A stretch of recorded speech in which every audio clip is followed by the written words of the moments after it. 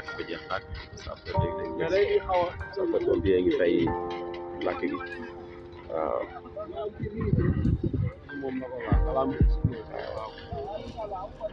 daara ji dafa tàkk ba jeex waaw lii la xewee ci Tivaouane dara des fi dara taalibe yeeg ñëpp a ngi ñu taxaw sapeur ngi fay lakk wallaahi taala wa barakaatu mbokk yi lii de daara yi Siñaan la Siñaan nag Tivaouane la ne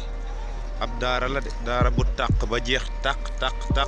tàq daara alxuraan moo tàq nii ba jeex tàq dara desatu fi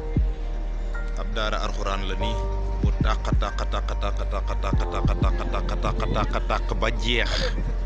waaw daara alxuraan la bu tàq ba jeex bu nekk fii ci Tivaouane daara alxuraan bu tàq ba jeex nekk fii ci Tivaouane waaw daara ji dara desatu fi dara desatu fi dara desul ci daara ji dara lépp ba jeex tàq na ba jeex ba Senelec sax bi mu ñëwee dafa dakk Senelec ñëw sapeur ñëw municipalité bi premier adjoint au maire le monsieur le maire Pape Momar Gaye nga na le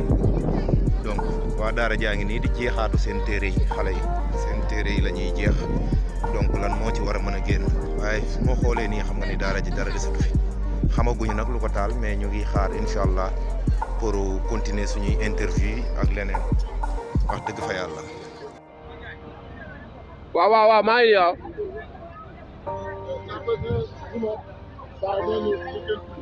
ok daara ji dafa tàkk ba jeex tàkk dara des fi vraiment